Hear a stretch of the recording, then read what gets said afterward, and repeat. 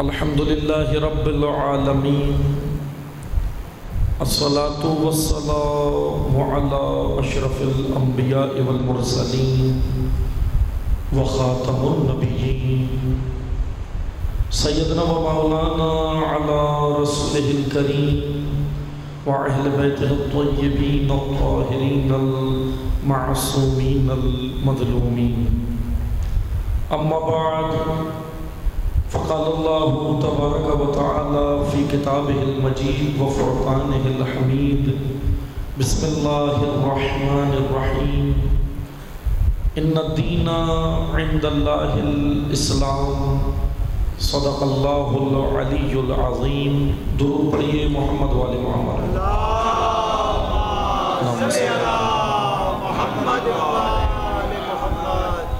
تمام حاضرین اپنی عز و سلامتی کے لیے، مملکت پاکستان کے استحکام کے لیے، مقامات مقدسہ کی حفاظت کے لیے، علماء حق کی حفاظت کے لیے، حاضرین کی شرعی حاجات کی بجاوری کے لیے، بیماروں کی شفا کے لیے، بے گناہ اسیروں کی رہائی کے لیے، بانی مجلس و شرکائے مجلس کی توفیقات خیر میں اضافے کے لیے، تمام بیماروں کی شفا کے لیے، تمام ظالمین کی نابودی کے لیے، مظلومین کی شجاعت استقامت اور کامیابی کے لیے، اور امام عصر کے ظہور میں تعجیل کے لیے ایک بار بلندتر محمدی صلوات پڑھیے۔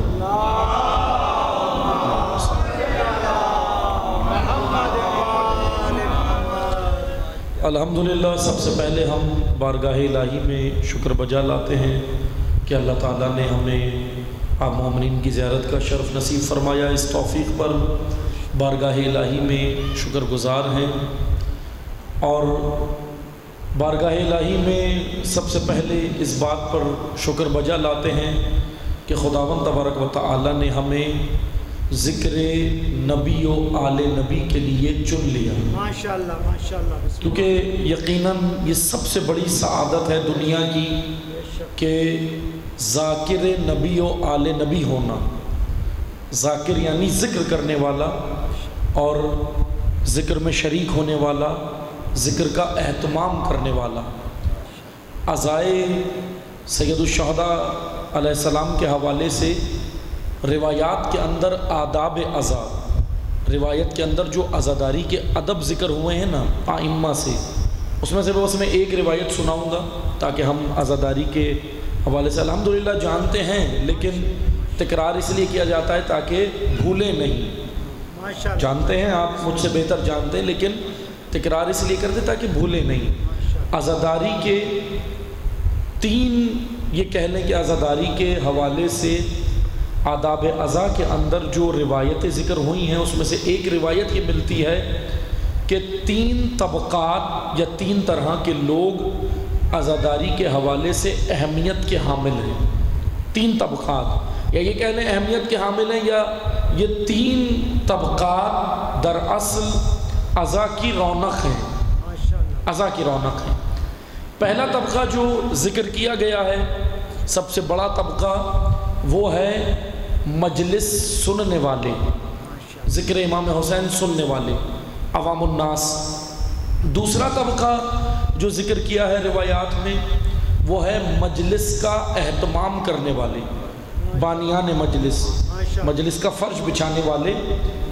اور تیسرا طبقہ جو اہم طبقہ ہے، وہ جو مجلس کے حوالے سے ذکر کیا گیا ہے، وہ ہے ذکر آل نبی سنانے والے، اہل منبر، ذاکرین، خطبہ، شعراء، نوحہ خان، منقبت خان، ان سب کا مقام سر آنکھوں پر جو ذکر ہوا ہے روایات کے اندر۔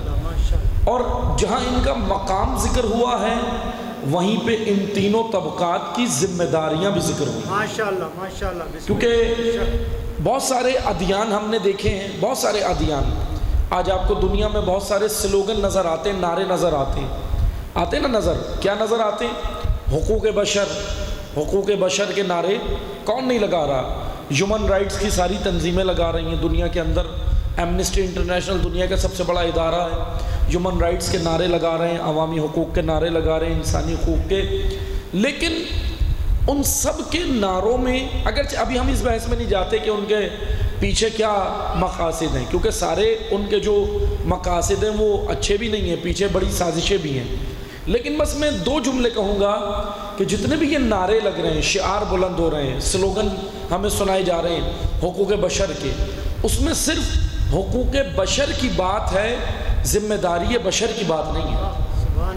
اسلام وہ واحد دین ہے، اسلام وہ واحد مکتب ہے، اسلام وہ واحد آئیڈیالوجی ہے کہ جس کے اندر حقوق بشر کے ساتھ ذمہ داری بشر بھی بتائی گئی، ذمہ داری بھی بتائی گئی ہے، کیونکہ جب تک یہ ذمہ دار نہ بنے ایک مومن نہیں بن سکتا۔ مومن بننے کے لیے وہ ذمہ داریاں اپنے کاندھوں پر لینا ضروری ہے جو اس کے رب نے اس کو دی ہیں، بغیر ذمہ داریوں کے مومن نہیں بن سکتا، یہ روایات میں ذکر ہوا ہے۔ اب آئیں ہم جو جس روایت کی بات کر رہے تھے اسی پہ آتے ہیں۔ کیا بات ہو رہی تھی کہ عزاداری کے اندر 3 طبقات کا مقام، مجلس سننے والے، مجلس کا اہتمام کرنے والے اور مجلس پڑھنے والے، تینوں کا مقام ذکر ہوا، اور اسی کے ساتھ ساتھ تینوں کی ذمہ داریاں بھی ذکر ہوئیں۔ بس وہ ذمہ داریوں کے دو چیزیں سن لیں۔ ذمہ داریاں یہ ہے کہ سننے والے کی ذمہ داری یہ ہے، اب جو روایت میں ذکر، سننے والے کی ذمہ داری یہ ہے کہ آنے والے غور سے پڑھنے والے کی بات کو سنیں۔ ادب یہ ہے، مجلس کا ادب یہ ہے، تقاضۂ ادب یہ ہے، باوضو ہو کر آئیں اور سننے والے کی بات کو سنیں، پڑھنے والے کی بات کو سنیں، غور سے سنیں، غور و فکر، تفکر، یعنی غور کا لفظ کیوں ذکر کیا کہ بس ایسے ہی سن کے نہیں جانا ہے، سننے کے بعد اس بات میں غور بھی کرنا ہے، تفکر کرنا ہے، یعنی اتنا عزاداری ہمیں بیدار کرنے کے لیے ہے، عزاداری ہمیں ہوشیار کرنے کے لیے ہے، عزاداری ہمیں شعور دیتی ہے، عزاداری ہمیں حریت سکھاتی ہے، عزاداری ہمیں غیرت سکھاتی ہے، عزاداری ہمیں علم دیتی ہے، عزاداری ہمارے اندر حلم پیدا کرتی ہے، عزاداری ہمارے اندر شرف انسانیت پیدا کرتی ہے۔ یہ تمام چیزیں عزاداری ہمارے اندر پیدا کرتی ہے، بشرط یہ کہ ہم پڑھنے والے کی بات غور سے سنیں۔ سننے والوں کا، آپ الحمدللہ سننے آئے ہیں تو مجلس میں آنے والوں کا پہلی ذمہ داری کیا بنتی ہے کہ ہم نے غور سے سننا ہے۔ دوسرا ہے عزا کا اہتمام کرنے والے، بانی مجلس، بانی مجلس کی ذمہ داری، سب سے پہلی ذمہ داری جو بنتی ہے وہ یہ ہے کہ پڑھنے والا ایسا بلائیں جو لوگوں کو موحد توحید پرست بنائی، ماشاءاللہ ماشاءاللہ، اللہ کی راہ پر لے کر آئے۔ یہ بانی کی ذمہ داری ہے، یعنی بانی نے، ٹھیک ہے الحمدللہ، اب جتنی جس کی توفیق ہے، اللہ تعالیٰ نے جس کو جو توفیق دی ہے اور وہ اسی کے حساب سے اپنا اہتمام کرے، جس طرح وہ تبرک کا خیال رکھتا ہے، جس طرح نظر نیاز کا خیال رکھتا ہے، دیکھا ہے نا بانی مجلس کو آپ نے ماشاءاللہ، اور جذبہ ہے، ایک محبت حسین ہے، عشق حسین ہے، ہر کوئی چاہتا ہے، جس کی جتنی طاقت ہوتی ہے اس کے حساب سے چاہتا ہے نا کہ بھائی میں مولا کی راہ میں خرچ کروں، اللہ کی راہ میں خرچ کروں، جذبہ ہے الحمدللہ، کریں، کوئی حرج نہیں ہے، کریں الحمدللہ، جتنا خدا نے آپ کو توفیق دی کریں اس کے مطابق، اور مزید خدا آپ کو اور اس راہ میں خرچ کرنے کی توفیق دے انشاءاللہ۔ لیکن توجہ سے سنیں، جیسے بانی مجلس کرتا ہے نا، تبرک کا اہتمام کرتا ہے، کیا کرتا ہے کہ میرے مولا کے عزادار آئیں گے، اچھے سے اچھا ان کو دوں، تبرک دوں، اچھے سے اچھا ان کو کھلاؤں، اہتمام کروں، یہ اس کے اندر امام حسین سے محبت کی وجہ سے آپ سے محبت ہے، کیونکہ آپ عزادار امام حسین، یہ بانی آپ سے کیوں محبت کر رہا ہے؟ کیونکہ آپ عزادار ہیں امام حسین کی۔ اب جس طرح بانی مجلس کی ذمہ داری ہے نا کہ وہ اچھے سے اچھا ان کے بدن کا خیال رکھتا ہے کہ ان کے مثلا خدا نہ خاصہ کوئی باسی چیز نہیں بانٹوں، خراب چیز نہ بانٹوں، پیٹ خراب نہ ہو جائے، ایسے ہی ہوتا ہے نا، بانی خیال رکھتا ہے نا، جس طرح بدن کا خیال رکھتا ہے، بانی کی ذمہ داری ہے اس سے زیادہ ان کی روح کا خیال رکھے کہ پڑھنے والا ان کی روح میں کیا منتقل کر رہا ہے، یہ ذمہ داری بنی۔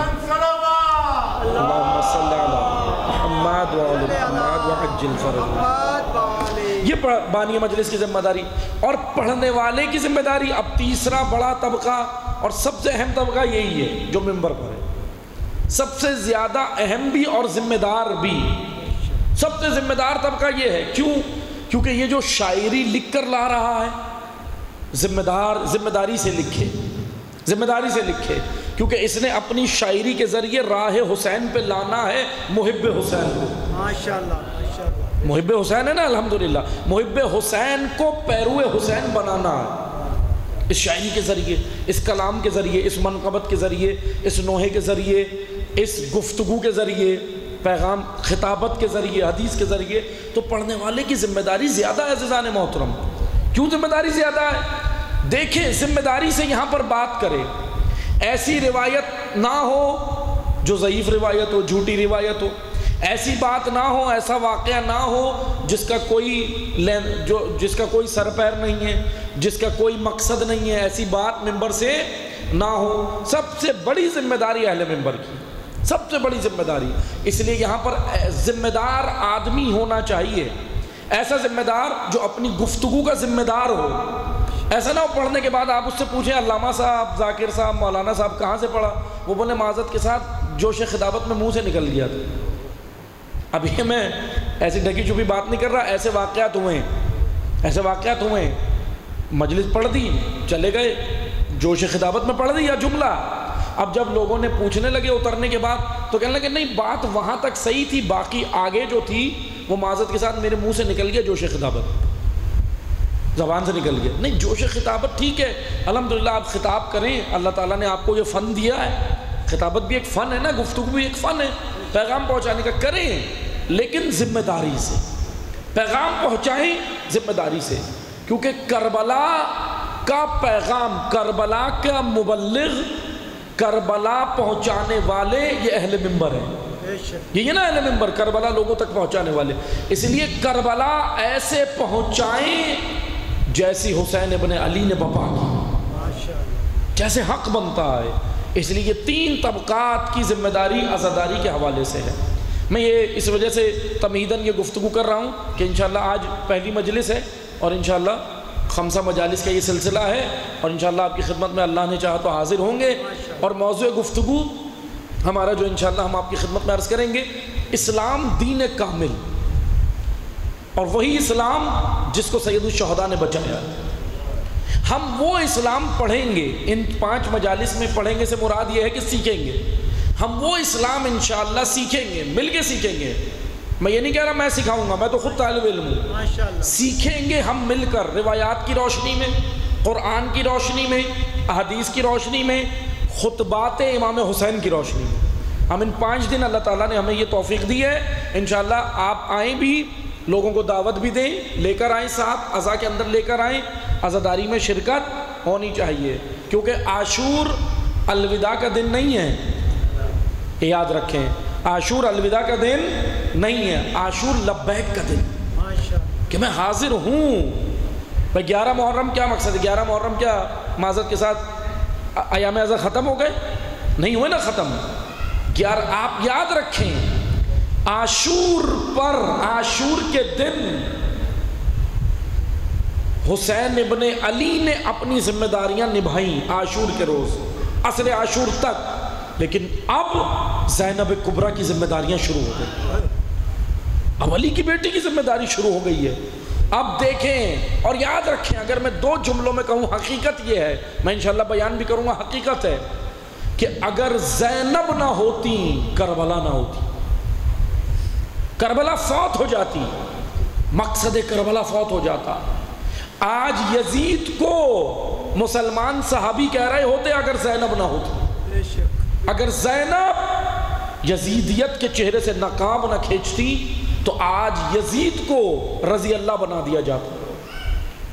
بعض نے کوششیں تو کی، بہرحال بعض نے کی کوششیں رضی اللہ بنانے کی، لیکن مشکل یہ ہے جو یزید ہے ہی اتنا نجس کہ وہ پاک ہو ہی نہیں سکتا، اور یہ غلطی پر ہے جو یزید کو پاک کرنے کی کوشش کرے گا، وہ غلطی پر ہے۔ بلکہ یاد رکھیں، میں آپ کو ایک مثال دیتا ہوں، پانی کے ڈرم میں کتے جیسے جانور کو ڈالیں، پانی کے ڈرم میں کتا کیا ہے؟ شریعت مقدسہ کیا کہتی ہے؟ نجس العین جانور نجس ہے نا، پانی کے ڈرم میں کتے کو ڈالیں، کیا ہوگا؟ ڈرم پاک ہو جائے گا، کتا پاک ہو جائے گا؟ کتا پاک نہیں ہوگا، بلکہ الٹا ہو جائے گا، سارا پانی نجس ہو جائے گا، کتا پاک ہو جائے گا۔ کوششیں کر لیں آپ، روزانہ اس کو پاک کرنے کی کوشش کریں، لیکن نجس العین ہے، پاک نہیں ہوگا، بلکہ ڈرم کا سارا پانی نجس ہو جائے گا۔ یہ تو کتا ہے، یزید تو اس سے بھی بدتر ہے۔ حسینیت زندہ باد، حسینیت زندہ باد، حسینیت زندہ باد، یزیدیت مرد آباد، یزیدیت مرد آباد، یزیدیت مرد آباد، نعرہ حیدری یا علی یا علی یا علی مدد حق حیدر۔ اتنا تھکا ہوا نعرہ لگائیں گے تو مجھ سے نہیں پڑھا جائے گا، آواز میری خراب ہے، آپ کی نہیں۔ اس سے بلندتر لگائیں پھر میں پڑھوں گا۔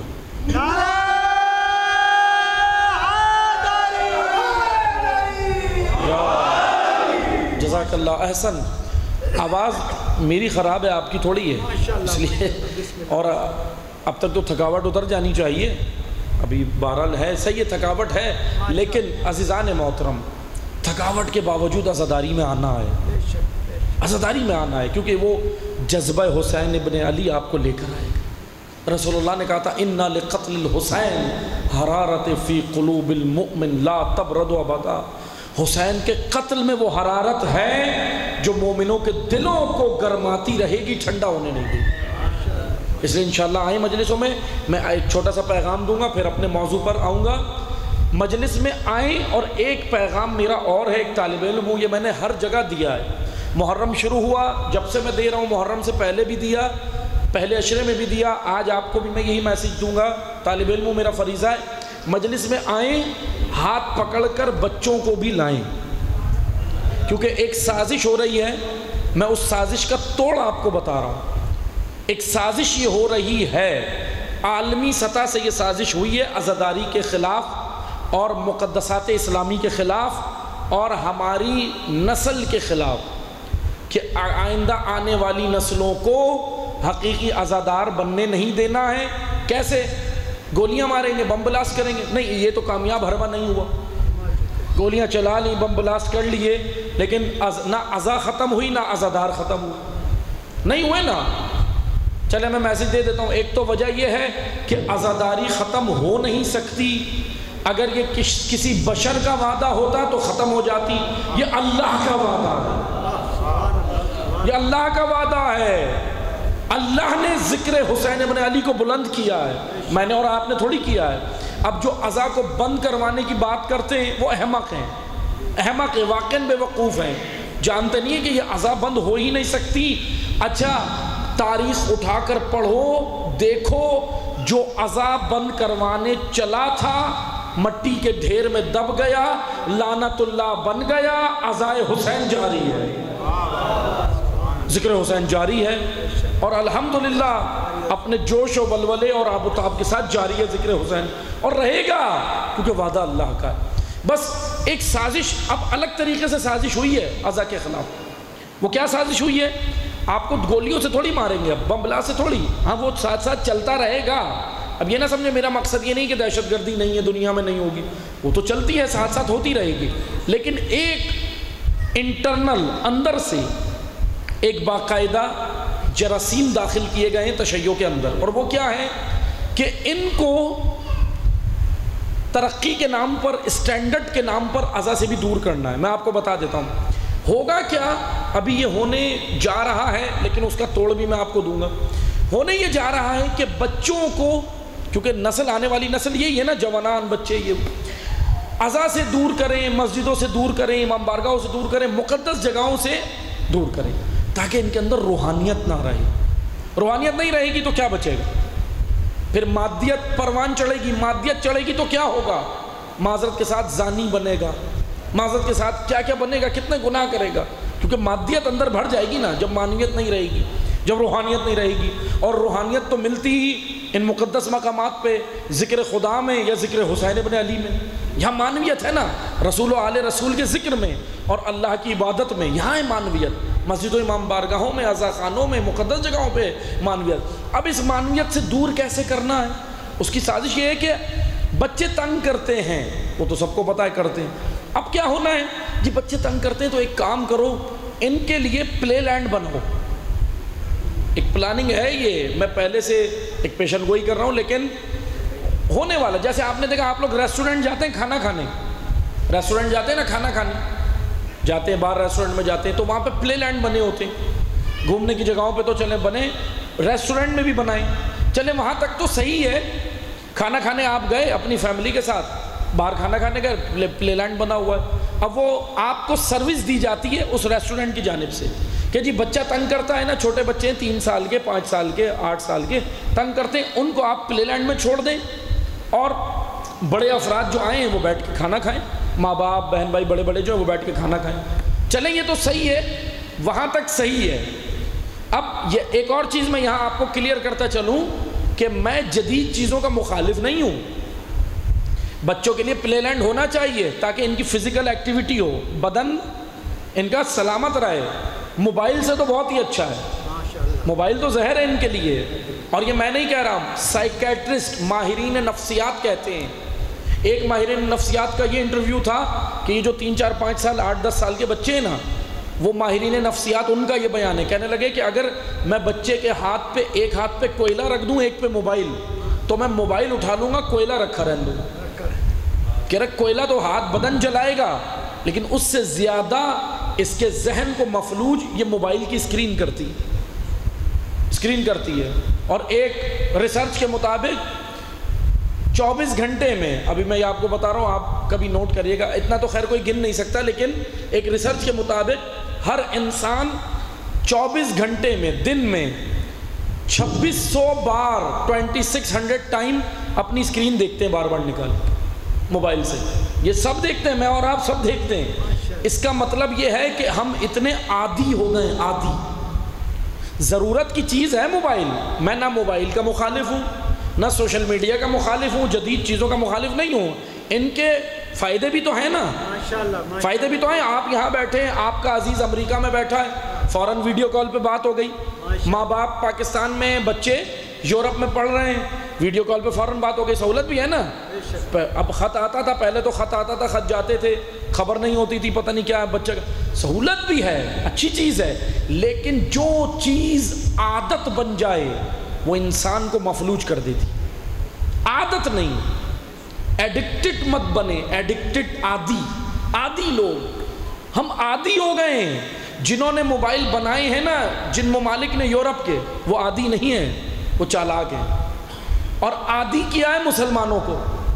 ابھی ہم کیا کہتے ہیں، ارے جدید دور ہے، میرا بچہ پیچھے رہ جائے گا، اس کو موبائل نہیں دیا تو۔ اور بعض اکثر، بلکہ میں یہ دعوے سے کہتا ہوں، تعلیمی میدان میں جو بچے پیچھے ہو رہے ہیں اس کی بنیادی وجہ یہی کہ موبائل پہ ٹائم دے رہے ہیں۔ اچھا موبائل میں آپ کیا کہتے ہیں، والدین کہتے ہیں بچہ پڑھ رہا ہے، اسکول والوں نے اسی پہ بھیجا ہے، بھائی ٹھیک ہے آپ ساتھ بیٹھ جائیں، اس کو پڑھنے کے ٹائم وہ نوٹس وغیرہ دے دیں، کام کرا دیں، لیکن آپ دیکھیں پڑھتا آدھے گھنٹے ہے، لیکن جب اس پہ نوٹیفیکیشن آتا ہے نا، ٹوٹ کر کے بیل بجتی ہے، تو وہ نوٹس پہ تھوڑی رہتا ہے، فوراً جاتا ہے میسج کس کا آیا، لائک کس کا آیا، کمنٹ کس کا آیا، کیا آیا، اور پھر وہ جاتا ہے، کہتا ہے ذہن میں آتا ہے چلو بس دیکھ کے فوراً آؤں گا، پھر وہ گیا تو گھنٹہ بھر پتہ نہیں چلتا کہاں گیا، کیونکہ یہ بنایا اس طرح ہے۔ مائنڈ سائنس نے فیس بک، واٹس ایپ، انسٹاگرام، یوٹیوب، جتنے سوشل میڈیا اکاؤنٹ ہیں، مائنڈ سائنس نے انسان کا مائنڈ پڑھ کے بنائے ہیں، جبھی تو کیپچر کر لیتے ہیں، ایسی تو نہیں کر رہے۔ لیکن میرا وہی نظریہ ہے جو میں آپ کو بیان کر رہا ہوں کہ عادی مت بنیں، استعمال کریں۔ بھئی ابھی یہ ریکارڈنگ ہو رہی ہے، مجلس کی ریکارڈنگ ہو رہی ہے، یہ بھی تو سوشل میڈیا کے ذریعے جائے گی نا۔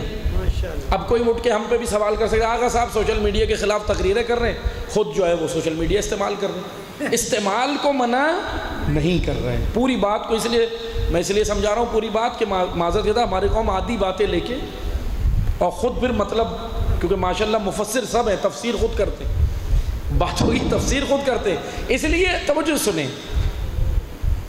مائنڈ سائنس نے بچوں کے لیے اس کو نقصان دہ قرار دیا ہے، خود ہی اتنا نقصان دہ ہے، اس لیے بچوں کے لیے فزیکل ایکٹیویٹی، یہ جو حدیث میں آیا نا کہ 7 سال تک یہ بادشاہ ہے، رسول اللہ فرماتے ہیں یہ بچہ 7 سال تک بادشاہ ہے. بادشاہ سے مراد یہ ہے کہ اس کو کھیلنے دو, روک ٹوک مت کرو, اس کو کھیلنے دو, لیکن موبائل نہیں, فزیکل. بھاگ رہا ہے, کھیل رہا ہے, دوڑ رہا ہے, فٹ بال کھیل رہا ہے, بہت اچھی چیز ہے. فزیکل ایکٹیویٹی, جسمانی اس کی ایکسرسائز ہے, ورزش ہے, بہت اچھی چیز. اس کو کھیلنے دیں, جتنا کھیلے کھیلنے دیں. وہ والدین کیا کرتے ہیں, 4 سال کے بچے کو پکڑ کے 2 گھنٹے کتابیں پڑھاتے. یہ غلط کر رہے ہیں اور کہتے ہیں یہ بڑا پڑھاکو. اور بعض مائیں اور بعض ٹیچرز یہ سمجھتے ہیں کہ ہم صحیح کر رہے ہیں. 7 سال تک اس کو آپ نے ایکٹیویٹیز میں سکھانا ہے. تعلیم بھی ایکٹیویٹی میں, کتاب سے نہیں, ایکٹیویٹی میں تعلیم بھی.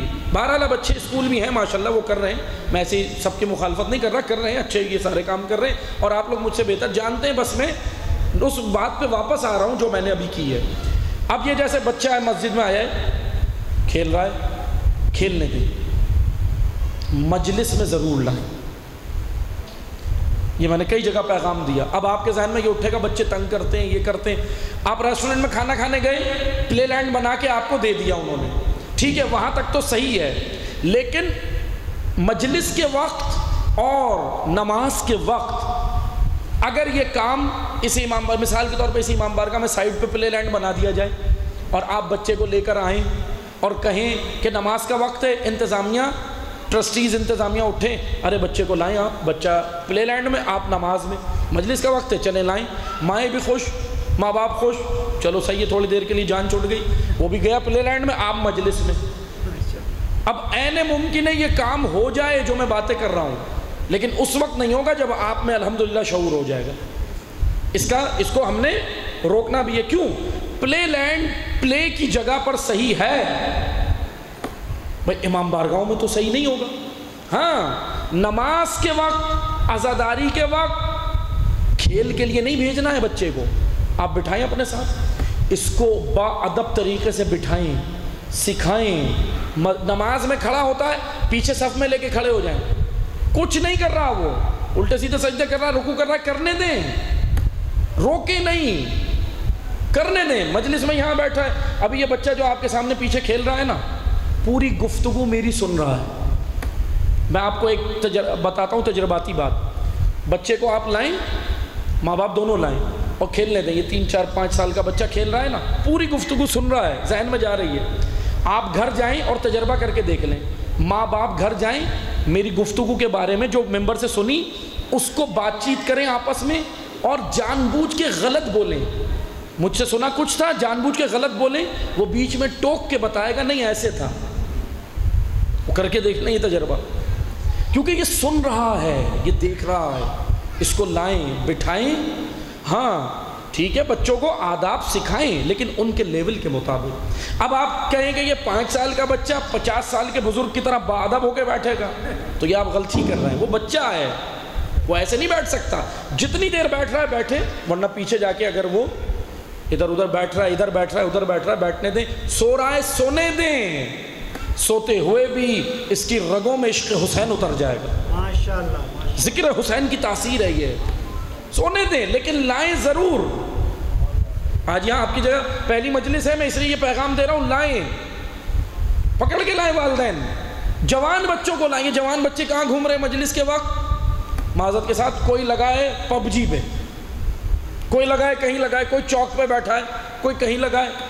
والدین اس میں اسٹرک ہو جائیں, سخت ہو جائیں, لے کر آئیں. مجلس کے وقت مجلس میں لائیں, جو بھی پڑھ رہا ہے لے کر آئیں. نماز کے وقت پابندی کی کرائیں. یہ ذمہ داری ہے والدین کی, جو ذمہ داری دین نے دی ہے. عزیزان محترم, یہ دین نے دی ہے ذمہ داری. آپ لے کر آئیں, مجلس میں لائیں, تاکہ اس بچے کو جب مجلس میں لا کر بٹھائیں گے نا آپ, آج یہ اسپائڈر مین جانتا ہے, آج یہ بین 10 جانتا ہے, آج یہ سارے مین جانتا ہے, علی اکبر نہیں جانتا, قاسم ابن حسن نہیں جانتا, اور محمد کا کردار نہیں جانتا. کہاں سے پتہ چلے گا؟ جب مجلس میں آئے گا, فرش اعظم پہ جب اسے لائیں گے. یہ بزرگان میرے سامنے بیٹھے ہیں الحمدللہ, آپ ان سے پوچھیں کہ ہمارے والدین کس طرح ہم لوگوں کو پکڑ کے لاتے تھے, انگلی پکڑ کے لاتے تھے, بٹھاتے تھے. آج یہی فریضہ آپ کا بھی ہے. صاحبان اولاد کا ہے کہ اپنے بچوں کو لائیں بٹھائیں، چھوٹے بھائی بہن ہیں انہیں بھی لائیں، بڑے بھائی چھوٹے بھائیوں کو لائیں ساتھ، مجلس سے دور نہ کریں، کیونکہ یہ باقاعدہ پلاننگ ہے کہ روحانیت ان کی چھین لو، عزا کا اہتمام، عزا کی وہ روحانیت معنویت دور ہو جائے بس عزیزان محترم۔ لیکن یہ پلاننگ ناکام کیسے ہوگی؟ یہ جب ہوگی کہ جب آپ کے اندر شعور ہوگا۔ ہاں ایک کام اور ہو سکتا ہے، بات میں پوری کر لوں تاکہ تشنگی نہ رہے، ایک کام اور ہو سکتا ہے یہ عالمی سطح سے جو پلاننگیں چل رہی ہیں میں وہ یہ بتا رہا ہوں، ایک کام اور ہو سکتا ہے، غالباً ہو بھی رہا ہے، جہاں تک ہمیں خبریں ملی ہیں ہو بھی رہا ہے، مشی کے راستوں پر بھی پلے لینڈ بنائے جائیں گے، ہو چکے ہیں، جیسے ابھی آغا نے بتایا ہو چکے ہیں، ہو رہے ہیں، مشی کے راستے پہ پلے لینڈ۔ مشی تو خود اس کے لیے فزیکل ایکٹیویٹی ہے، پلے لینڈ کی ضرورت کیا تھی وہاں پہ؟ مشی جو کر رہا ہے پیدل چل رہا ہے، کتنی بڑی ورزش ہے پیدل چلنا، کتنی بہترین ایکسرسائز ہے بدن کے لیے پیدل چلنا، اور پھر جب وہ یاد حسین میں چلے گا تو روحانی بھی ثواب ملتا رہے گا، پھر عبادت بھی بن رہی ہے، جسم کی تو بن ہی رہا ہے الحمدللہ وہ تو بہترین، لیکن روحانیت بھی آ رہی ہے، عبادت بھی مل رہی ہے، اسے عبادت کا ثواب بھی مل رہا ہے۔ لیکن اب کوئی یہ سوال کر سکتا ہے اٹھ کے، کیونکہ ہمارے یہاں ایک مشکل جانتے ہیں کیا ہے، آپ اٹھ کے سوال کریں گے آغا صاحب آپ کہہ رہے ہیں امام بارگاہ میں یہ نہ ہونا چاہیے، مجلس میں لاؤ پلے لینڈ نہیں، وہاں عراق میں بھی تو ہو رہا ہے، نجف میں بھی تو ہو رہا ہے، مشہد میں بھی تو ہوا، کربلا میں بھی تو ہوا، ایران میں بھی تو ہوا، عراق میں بھی ہوا، جواز یہ لاتے ہیں، ایسا ہی ہوتا ہے نا، جب بھی کوئی بات کرو کوئی سامنے سے دلیل نہیں ہوگی، جواب یہ ہوگا کہ وہاں بھی تو یہ ہو رہا ہے، تو آپ مجھے بتائیں کیا وہاں اگر یہ ہو رہا ہے تو کیا وہاں سازش نہیں ہو سکتی دشمن کی؟ آپ پہ تو بعد میں ہوگی، مرکز تشیع تو وہی ہے، مرکز تشیع تو وہی ہے، ایران عراق مرکز تشیع ہے نا، تو بھائی پہلے تو وہیں ہوگی، کیوں؟ تاکہ وہاں ہو، ایک جگہ کرو، باقی سب جگہ کاپی پیسٹ ہو جائے گا، باقی سب جگہ خود ہوگا، ہندوستان میں، پاکستان میں اور کینیڈا میں، یورپ میں، ادھر ادھر جہاں بھی تشیع ہے وہ پھر خود کرے گا کاپی پیسٹ۔ اس لیے مرکز کو پکڑو پہلے، اس لیے یہ جواز نہ رکھیں کہ وہاں ہو رہا ہے، یاد رکھیں دین ہمیں کیا کہتا ہے، ہم نے یہ دیکھنا ہے، کسی زمین پہ اگر کوئی کام ہو جائے تو اس کو دین نہیں کہتے، کسی بھی زمین پہ اگر کوئی کام ہو تو وہ دین بن جاتا ہے نہیں، اتنا شعور پیدا کریں کہ اس زمین پر جو کام ہو رہا ہے وہ دین ہے یا وہ زمینی ادھر کا کلچر، ادھر کی ثقافت، یا ادھر اس زمین کا کام ہے، یا وہ دینی کام ہے، یا دینی کام اس زمین پہ ہوا ہے یا دین کے نام پر ہوا ہے، یہ آپ نے دیکھنا عزیزان محترم، اتنا شعور ہم میں ہونا چاہیے، اس لیے یہ جواز نہیں ہونا چاہیے کہ وہاں یہ ہوتا ہے فلاں جگہ یہ ہو رہا ہے۔ تو اس لیے توجہ سے سنیں، عزاداری کی اہمیت کو پہچانیں، وہ پلیٹ فارم، وہ تحریک جو علی کی بیٹی نے آج سے شروع کی ہے 11 محرم سے، اس کو عزاداری کہتے ہیں۔ 11 محرم 61 ہجری سے یہ تحریک عزا شروع ہو گئی ہے، کب تک جاری رہے گی؟ جب تک اس تحریک کا وارث نہیں آتا، اور اس تحریک کا وارث پردہ غیب میں، اس تحریک کا وارث جس نے آ کر اللہ کے نظام اور اللہ کے اسلام کو پوری زمین پر نافذ کرنا، یہ ہے مقصد حسین کہ اللہ کا دین اللہ کی زمین پر۔ کیوں نکلے امام حسین؟ نماز نہیں پڑھ رہے تھے لوگ، پڑھ رہے تھے نا، روزہ، حج، زکوٰۃ سب کر رہے تھے، لیکن نظام الہی اللہ کی زمین سے اٹھ رہا تھا، اور نظام الہی اس لیے نہیں تھا کیونکہ یزید جیسا حاکم، اب سید الشہداء نکلے ہیں، کیا کرنے نکلے ہیں؟ یزید کے نہیں، نظریہ یزیدیت کے خلاف قیام، پورے ایک سسٹم کے خلاف قیام، پوری ایک تہذیب کے خلاف قیام کیا امام حسین نے، اور نکل کے بتایا کہ میں کیوں جا رہا ہوں۔ پھر امام کے جملے سن لیں، میں باقی گفتگو انشاءاللہ آپ کی خدمت میں بیان کروں گا انہی مجالس میں، کل انشاءاللہ موضوع کو اس کو ہم کھولیں گے کہ اسلام ایک جامع دین ہے، کامل دین ہے، وہ اسلام جو حسین ابن علی نے بتایا ہم اس کو سمجھیں گے۔ آج اسلام کی بہت ساری شکلیں ہیں، سمجھ نہیں آتا، شیعہ کہتا ہے میرے پاس اسلام صحیح ہے، سنی کہتا ہے میرے پاس صحیح ہے، بریلوی کہتا ہے میرے پاس صحیح ہے اسلام، اہل حدیث کہتا ہے میرے پاس صحیح ہے، دیوبند کہتا ہے میرے پاس صحیح ہے۔ اب سوال یہ بنتا ہے صحیح کس کے پاس ہے؟ صحیح کس کے پاس ہے اسلام؟ بھائی عام بندہ جو غیر مسلم ہو اس کو مسلمان ہونا ہے، تو مسلمان ہونے کے لیے وہ کیا کہے گا کہ یہ بتاؤ مسلمان تو ہوں گا لیکن جاؤں کس فرقے میں، جاؤں کہاں پر، اسلام کس کے پاس صحیح ہے، پتہ چلے۔ اس لیے الحمدللہ حسین ابن علی کے پاس اسلام صحیح ہے، حسین سے سیکھو اسلام، سارا مسئلہ حل ہو جائے گا۔ یعنی کنفیوز نہیں ہو، شخصیتوں کو نہیں دیکھو کہ شخصیتیں کہاں ہیں، یہ دیکھو حق کہاں ہے، حق کہاں ہے۔ اگر شخصیت کے پیچھے جاؤ گے، شخصیت تو کبھی بھی پلٹ بھی جاتی ہے اسلام سے، ہوا ہے تاریخ میں واقعہ۔ شخصیات دیکھو گے ممکن ہے کہ آپ کو حق نہ ملے، حق دیکھو گے شخصیت خود پرکھ لینا حق پر ہے یا نہیں۔ میں آپ کو مثال دیتا ہوں، مسلمان کنفیوز ہو گئے، جنگ جمل میں کنفیوز ہو گئے، جنگ صفین میں کنفیوز ہو گئے مسلمان، جنگ نہروان میں کنفیوز ہو گئے، جنگ جمل میں کنفیوز ہو گئے، کیونکہ بھائی شخصیات تھی، کہنے لگے بھائی دونوں طرف بڑی شخصیات ہیں، جنگ جمل میں ہم کس کا ساتھ دیں؟ اے مسلمانوں کیوں کنفیوز ہوئے؟ کیوں شخصیت دیکھ رہے تھے؟ حدیث رسول دیکھتے کہ الحق مع العلی والعلی مع الحق، کہ حق علی کے ساتھ ہے اور علی حق کے ساتھ ہے، اور پروردگارا حق کو وہاں موڑ دے جہاں علی جائے۔ اتنی واضح حدیث سنن ترمذی میں، امام احمد ابن ماجہ میں، امام احمد مسند امام احمد ابن حنبل میں، تاریخ کامل ابن اسیر میں، انصاب الاشراف میں، تاریخ طبری میں، الحق مع العلی والعلی مع الحق۔ کیوں کنفیوز ہوگا؟ اتنی واضح حدیث۔ ابھی یہ میں نے چند کتابوں کے حوالے دیا، اور کئی کتابیں ماشاءاللہ امام نسائی نے خصائص علی میں لکھی حدیث، کئی کتابوں میں یہ حدیث متواتر تواتر کے ساتھ آتی رہی، علی حق کے ساتھ، حق علی کے ساتھ۔ پھر کیوں جمل میں کنفیوز ہوئے؟ بھئی وجہ یہ تھی کہ آپ شخصیت دیکھ رہے ہو نا، حق دیکھو حق کہاں ہے، حق پہچان گئے، پھر بڑی سے بڑی شخصیت بھی آ جائے انسان گمراہ نہیں ہوتا، انسان پہچان جاتا ہے۔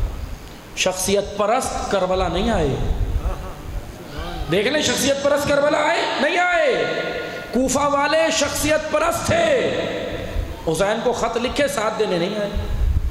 مکہ والے شخصیت پرست تھے، قبیلوں کے سرداروں کو دیکھ رہے تھے کہاں ہیں، قبیلے کا سردار نہیں جا رہا حسین کے ساتھ، ہم بھی نہیں جاتے، کیونکہ شخصیت پرست سے۔ مدینہ خاموش ہے، خاموش مدینہ۔ امام حسین نے قیام کیا، نکلے 28 رجب کو مدینہ چھوڑا، مدینہ سے کوئی نہیں آ رہا، خاموش۔ بڑے بڑے جید صحابہ رسول موجود تھے، میں یہ تاریخ بتا رہا ہوں، میں اپنے پاس سے تو نہیں کہہ رہا، تاریخ میں درج ہے۔ مروج الذہب کتاب ہے، اہل سنت عالم ہیں جن کو اہل سنت برادران امام المؤرخین کہتے ہیں، تاریخ کا امام، اور ان کا نام ہے وہ مشہور ہیں مسعودی کے نام سے، تاریخ مسعودی اردو میں ان کا ترجمہ موجود ہے مروج الذہب کا۔ مروج الذہب کتاب کا نام ہے، عربی ان کا اردو میں ترجمہ ہے تاریخ مسعودی۔ اہل سنت ان کو امام المؤرخین کہتے ہیں۔ انہوں نے لکھا تاریخ میں کہ بڑے بڑے صحابہ جید موجود تھے مدینہ میں، لیکن امام حسین کے ساتھ نہیں آئے۔ مکہ آئے بعد میں ملاقات کے لیے امام سے، اور مکے میں آ کر امام حسین کو مشورہ دے رہے تھے آپ بھی نہیں جائیں، امام نے انکار کر دیا۔ امام نے کہا میرا اٹل ارادہ ہے۔ بہرحال آپ لوگ اگر یہ قیام سننا چاہیں تو پہلے عشرے میں ہم نے بیان کیا، نیٹ پر موجود ہے، پورے 10 مجالس ہیں کہ امام نے کیا کیا، کس سے ملاقات کیا۔ میں مختصر سی کروں گا ابھی 4-5 دن میں آپ کی خدمت میں، کہ 1-2 کردار ضرور آپ کی خدمت میں 2-4 کردار پڑھوں گا، کیونکہ یہ کردار بہت ضروری ہیں۔ کربلا کے یہ کردار ہمارے لیے بڑی عبرت ہیں، کون آیا کون نہیں آیا، کس نے کون کہاں سے شامل ہوا، اور کون عصر کے وقت امام کو چھوڑ کے کربلا سے گیا۔ تاریخ میں ہے کردار، ایسے کردار ہیں جو عصر کے وقت امام کو چھوڑ گئے، آخری لحظے شہادت سے چند لحظے قبل امام کو چھوڑ گئے. اور ایسے کردار ہے جو مسلمان بھی نہیں تھے، دل پاکیزہ تھا، آ گیا مسلمان ہو گیا. کتنے عظیم کردار ہیں یہ. دل پاکیزہ تھا، زہرا کے بیٹے کا کلام اثر کر گیا. بس عزیزان محترم، اسلام ایک جامع دین ہے، کامل دین ہے. انشاءاللہ ہم اس کو ان مجالس کے اندر سمجھیں گے. جو حسین ابن علی نے اسلام کو بچایا، ایک جامع دین، اور اسی اسلام کی بلندی کے لیے علی کی بیٹی نے اپنی رضا دے دی، مگر اسلام پہ آنچ نہیں آنے دی. اسلام پہ آنچ نہیں آنے دی. آپ دیکھ لیں جناب زینب کبریٰ کا کردار. ہو سکا تو میں آپ کی خدمت میں بی بی کا خطبہ بھی پڑھوں گا، میں وعدہ نہیں کرتا، لیکن اگر موضوع رہا تو میں آپ کی خدمت میں جناب زینب کا خطبہ کوفہ کے اندر جو بی بی نے دی، بہت خوبصورت خطبہ ہے. کوفہ والوں کی وہ صفات بتائیے جس کی وجہ سے کوفی امام حسین کے ساتھ نہیں آ سکے. یعنی جناب زینب نے وہ زنجیریں بتائی ہیں کہ وہ زنجیریں ذکر کی ہیں خطبے میں کہ اگر یہ زنجیریں کسی قوم کے پاؤں میں پڑ جائیں تو وہ قوم اپنے امام کا ساتھ کبھی نہیں دے سکے. یہ المیہ ہے، یہ المیہ عبرتناک خطبہ ہے بی بی کا، بہت خوبصورت خطبہ ہے. میں انشاءاللہ بیان کروں گا آپ کی خدمت میں. لیکن بس عزیزان محترم، سید الشہداء تنہا نکلے، تنہا. چند لوگ ساتھ ہیں امام کے. مدینہ چھوڑا، مکہ آ گئے. 28 رجب کو مدینہ چھوڑا، 3 شعبان کو مکہ میں آئے. مکہ میں امام حسین 4 مہینے اور 4 دن رہے. 8 ذی الحج کو مکہ چھوڑا امام نے. 8 ذی الحج کو سنتے نا، مجلس بھی کرتے ہیں ذی الحج کے مہینے میں. اب 2 محرم کربلا آئے، اور کربلا آنے کے بعد امام کی کربلا کے اندر بھی ملاقاتیں، عمر سعد سے بھی مل رہے ہیں اور دیگر سے بھی ملاقاتیں. لیکن ہم نے یہ دیکھنا ہے، یہ راستے میں بڑے بڑے لوگ تھے، آئے ملاقاتیں کی. کسی نے اپنی حاجتیں لیں. کوئی زمیندار تھا بڑا، لیکن ساتھ نہیں آیا. بزنس مین تھا بڑا، امام سے ملاقات کی، امام سے دعا کروائی اپنے کھیتوں کے لیے، لیکن امام کے ساتھ نہیں آیا. کوئی شاعر تھا بہت بڑا اپنے دور کا، کوئی بڑا فقیہ تھا اپنے دور کا، محدث تھا، فقیہ تھا اپنے دور کا. اسی طرح اور کردار ہمیں ملتے ہیں. کوئی کہہ رہا تھا کہ ایک شخصیت ہے ترما بن عدی. ترما بن عدی نام یاد کر لیں، میں بتا دیتا ہوں، چلیں بات آ گئی ہے. ترما بن عدی، ترما امام سے ملاقات ہوئی راستے میں. یمن کا رہنے والا تھا، یمنی تھا. امام حسین سے راستے میں ملاقات ہوئی. ترما بھی تھا، اور بعض مورخین نے لکھا کہ اس کے ساتھ اس کا چچا زاد بھائی بھی تھا. دو لوگ تھے. یہ امام حسین سے ملے. راستے میں کہاں ملے؟ جب امام مکہ سے نکلے ہیں اور کوفہ کی جانب رخ کیا ہے. لیکن پھر راستے میں خبر آئی کہ مسلم ابن عقیل علیہ السلام کی شہادت ہوگی، حضرت مسلم کی. اب امام نے کوفہ کا ارادہ ترک کر دیا. اب امام کہاں جا رہے ہیں؟ کربلا. کوفہ نہیں گئے، اپنا رخ موڑ دیا. اب یہاں جب کوفہ سے نکلے، کوفہ نہیں گئے، راستے سے ہی کوفہ کا ارادہ ترک کر دیا. تو اب یہ شخصیت راستے میں کئی ملاقاتیں میں ان 4 دنوں میں بیان کروں گا آپ کی خدمت میں، اور کردار بھی بیان کروں گا اپنے موضوع سے رہتے ہوئے، تاکہ موضوع بھی کمپلیٹ ہو اور یہ کردار بھی پتہ چلے. یہ شخصیت امام سے آ کے ملی راستے میں. ترما بن عدی نام یاد کریں گے، جوانان بچے تا نام یاد کر لیں. ترما بن عدی امام سے اب جانتا تھا. امام فرزند رسول ہیں، نبیوں علی کے بیٹے ہیں، سیدہ کے بیٹے، جانتا تھا. چاہنے والا بھی تھا امام، چاہنے والا تھا. امام سے آ کے ملا، امام سے ملاقات ہوئی. امام نے اس کو کہا، جب سلام دعا ہوئی، بات چیت ہوئی، تو اس نے امام سے کہنے لگا کہ مولا میری ماں بوڑھی ہے اور بیمار ہے گھر میں، یعنی یمن میں. یہ یمن جا رہا تھا اور امام کی اسی راستے میں اس سے ملاقات ہوئی جس سے امام کربلا جا رہے تھے. کہنے لگا میری بوڑھی ماں ہے، یمن میں ہے اور بیمار ہے، آپ ذرا اس کے لیے دعا کیجئے. امام نے کہا ٹھیک ہے. امام نے دعا کی. امام نے اس کے لیے دعائے خیر کی، اس کی ماں کے لیے دعائے خیر کی. اب امام سے کسی نے پوچھا کہ مولا کہاں کا ارادہ ہے؟ امام نے اس کو بتایا کہ کوفہ کے لیے نکلے تھے، لیکن وہاں یہ واقعات ہوئے ہیں. کوفہ والوں نے دھوکہ دیا ہے، بے وفائی کیا، وہ ساتھ دینے کے لیے تیار نہیں. خط تو لکھے ہمیں، لیکن انہوں نے میرا سفیر، میرا نمائندہ، امام نے اس کو بتائے باقاعدہ حالات کہ حضرت مسلم شہید ہو گئے. امام نے کہا اب میرا ارادہ وہی ہے جو اللہ کا ارادہ ہے. سید الشہداء نے اس کو جو جواب دیا تاریخ میں جو لکھا ہے اس کی اور امام کی جو گفتگو ہے، امام نے کہا میرا وہی ارادہ جو اللہ کا ارادہ. کہنے لگا ٹھیک ہے.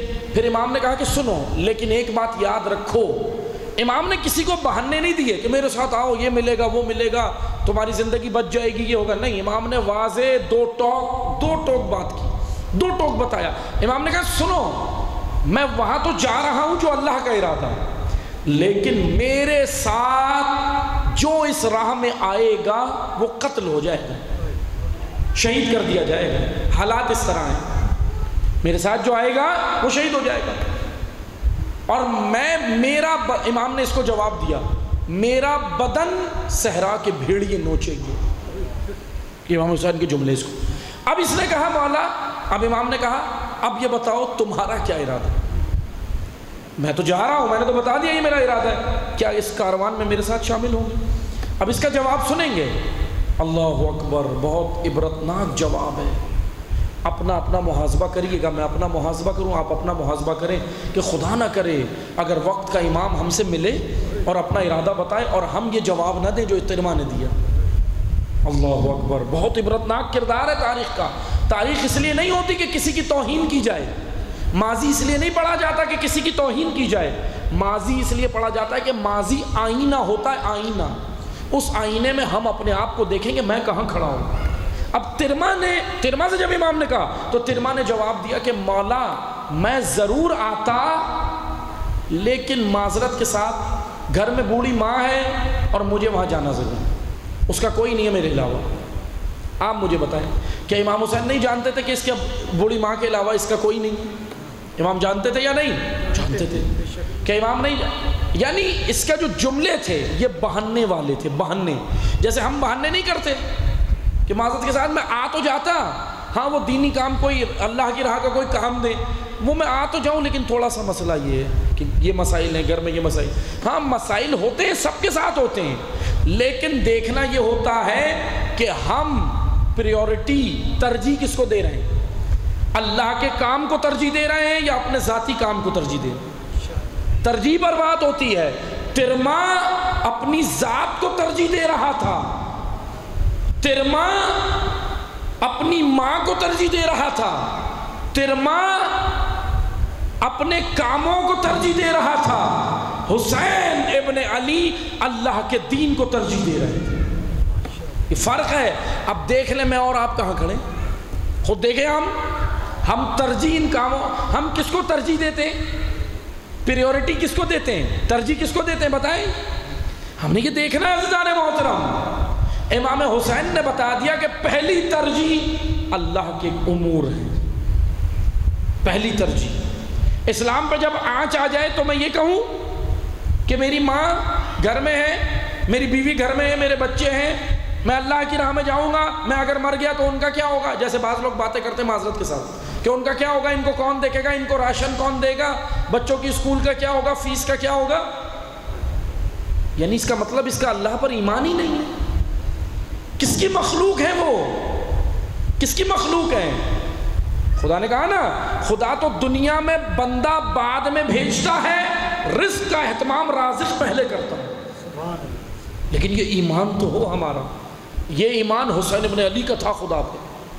بس ہم امام کے ماننے والے نا انشاءاللہ تو ایسا ہی پختہ ایمان اللہ پر رکھیں کہ بس اللہ کی راہ میں میں یہ نہ کروں، میں بہانے نہ کروں، میں اگر چلا گیا، میں قتل ہو گیا، میرے گھر پیچھے ہے، میرا فلاں پیچھے ہے، یہ سب بہانے.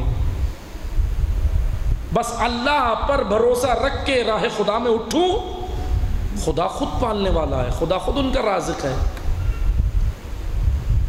ترما کی ماں کا خالق کون تھا؟ اللہ. جانتا نہیں تھا لیکن بہانے کر رہا تھا. امام نے بھی پھر اس سے آگے گفتگو نہیں کی. امام نے بھی کہا والسلام. یہ اپنے راستے پہ چلا، امام کربلا چلا، رہا زندہ، کچھ عرصے زندہ رہا. کتنا جی لیا؟ 2 سال، 5 سال، 10 سال، 50 سال جی لیا نا. لیکن عزاداروں مجھے بتاؤ وہ زندگی ہے جو حسین کے بغیر ہو؟ جو راہ حسین کے بغیر ہو؟ نہیں ہے نا وہ زندگی۔ آئیں دیکھیں اصحاب حسین کو دیکھیں، یہ ترما تھا اور وہ وہب قلبی ہے۔ یہ ترما وہ حبیب ابن مظاہر، یہ ترما وہ مسلم ابن اوسجا، یہ ترما کا کردار ادھر زہیر ابن قین کا کردار، یہ ترما کا کردار بہانا زہیر ابن قین اپنا کاروبار اور بیوی سب چھوڑ کے آ گئے۔ کاروبار، اتنا بڑا بزنس مین تھا زہیر ابن قین، اتنے بڑے بزنس مین تھے، کھجوروں کے تاجر تھے، بصرہ کے رہنے والے تھے، اپنا کاروبار چھوڑ دیا جب حسین نے حل من کہا۔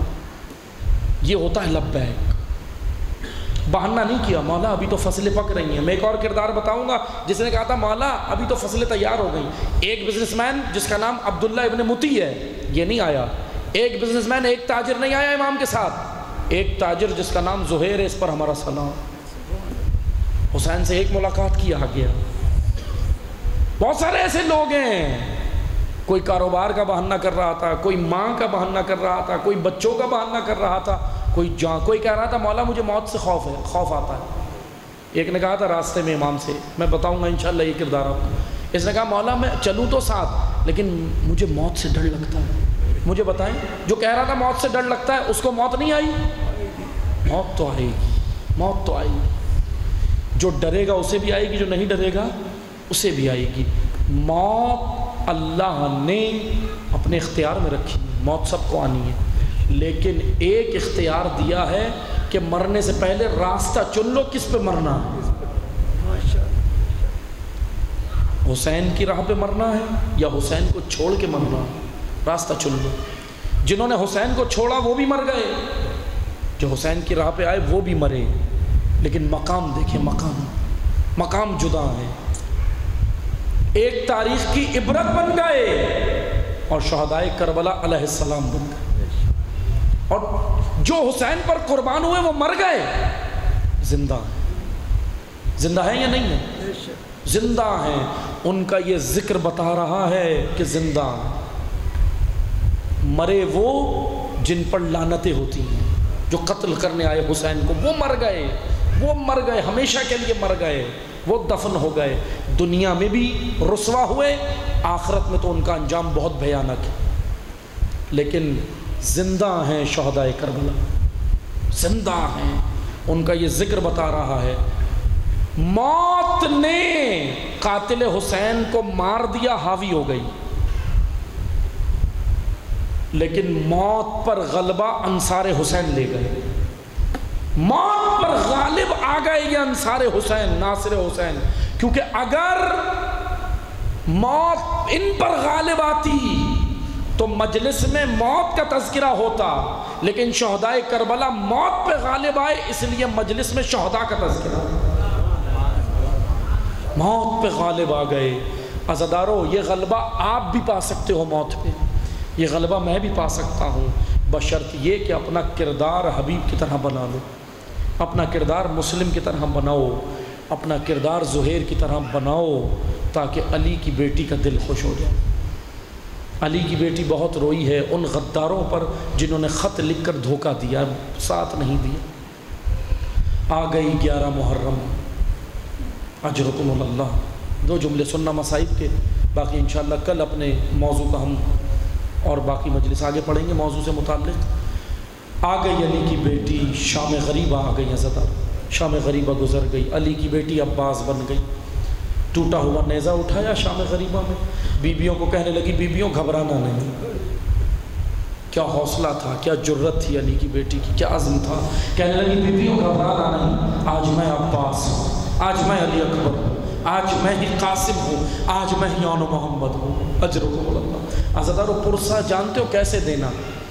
ابو بصیر امام باقر کے صحابی ہیں، امام باقر کے شاگرد ہیں، رو رہے تھے بیٹھ کر، ایسے ہی مجلس ہو رہی تھی، ابو بصیر رو رہے تھے، رومال آنکھ پہ رکھ کر رو رہے تھے، امام باقر برابر میں بیٹھے تھے، ابو بصیر رو رہے تھے۔ امام باقر نے کہا ابو بصیر، امام نے مجلس کے دوران کہا ابو بصیر تم روتے کیوں نہیں ہو؟ روتے ہوئے رومال ہٹایا، کہا مولا رو تو رہا ہوں، یہ دیکھیں رومال میں رو تو رہا ہوں۔ امام نے کہا ابو بصیر اس طرح رو جیسے میری دادی زہرا حسین کو روتی، اے ابو بصیر اس طرح رو جیسے بوڑھی ماں جوان بیٹے کو روتی ہے۔ اجرکم اللہ، اس طرح گریا کرو عزادارو۔ ابو بصیر کو جیسے امام نے کہا نا ایسے گریا کرو، حق بنتا ہے حسین پہ رونا۔ بس دو جملے سننا۔ آ گئی 11 محرم، اسیر کر دیا گیا، اسیر کیا گیا۔ کیا ہوا جب اسیر کیا؟ ایک منظر سننا، دعا کرنا میں پڑھ سکوں، بہت سخت مرحلہ تھا 11 محرم جب اسیر کیا نا اہل حرم کو، نبی زادیوں کو اسیر کیا، عصمت اور طہارت کی بیوی کو اسیر کیا۔ اور سنو، جانتے ہو کیا ہوا ہے؟ علی کی بیٹی نے تمام بیویوں کو بغیر محمل کے اونٹوں پہ سوار کرایا۔ کہتی ہے کبھی جناب ام کلثوم کو سوار کراتی ہیں بی بی، کبھی ام رباب کو سوار کراتی ہیں، کبھی رقیہ کو سوار کراتی ہیں۔ جب تمام بیویوں کو سوار کرا چکی نا، علی کی بیٹی کی غربت دیکھو، جب سب کو سوار کرا لیا تو نہر القمہ کی رخ کر کے دیکھنے لگی۔ شاید عباس یاد آ گیا، شاید مدینہ یاد آ گیا، شاید وہ جاہ و حشم یاد آ گیا، لیکن علی کی بیٹی تنہا ہو گئی، لیکن خود سوار ہو گئی۔ اب خود سوار ہوئی، کاروان آگے بڑھا۔ اب سننا عزادارو، قیامت کا منظر ہے۔ حمید بن مسلم راوی ہے، حمید بن مسلم کہتا ہے میں نے 2 منظر دیکھے سرزمین کربلا پر، 2 منظر دیکھے 11 محرم کو۔ کیا منظر تھے؟ کہا ایک منظر یہ تھا کہ جب بیبیوں کے اماریوں کو، بیبیوں کے سواریوں کو، جب نبی کی بیٹیوں کی سواریوں کو جب گنج شہداء سے گزارا، جب شہیدوں کے جنازوں کے پاس سے گزارا، شہیدوں کے بدنوں کے پاس سے گزارا، تو سن سکو گے کیا ہوا؟ بیبیاں برداشت نہیں کر سکی، بیبیاں برداشت نہیں کر سکی، اپنے آپ کو اونٹوں سے اتارا نہیں، گرانا شروع کر دیا، گرانا شروع کیا۔ کوئی بی بی علی اکبر کے لاشے پر، کوئی قاسم کے ٹکڑوں پر، کوئی عباس کے لاشے پر۔ جب بیبیاں آ گئی نا پیاروں کے لاشے پر، حمید کہتا ہے ایک بڑا دردناک منظر تھا۔ کہا کیا منظر تھا؟ کہا علی کی بیٹی فاطمہ کے بیٹے کے لاشے پہ آئی، حسین کا بدن جو گھوڑوں کی سموں سے پائمال ہو گیا تھا، حسین کے بدن کے ٹکڑوں پہ آئی۔ عزادارو کلیجہ تھام کے سننا، دعا کرو میں پڑھ دوں، اتنا سخت مرحلہ تھا۔ حمید کہتا ہے میں نے جو یہ منظر دیکھا نا، راوی ہے کربلا کا حمید، کہتا ہے مجھے ایسا لگتا تھا جیسے کربلا کا ذرہ ذرہ رو رہا ہو، کربلا کا ہر جانور رو رہا ہو۔ کا کیا منظر تھا؟ کا منظر یہ تھا جب زینب حسین کے بدن کے ٹکڑوں کے پاس آئی تو بھیا کے بدن کے ٹکڑوں کو ہاتھ میں اٹھایا اور بلند کر کے کہا پروردگارا، پروردگارا میری اس عظیم قربانی کو قبول فرما، زینب کی قربانی قبول فرما۔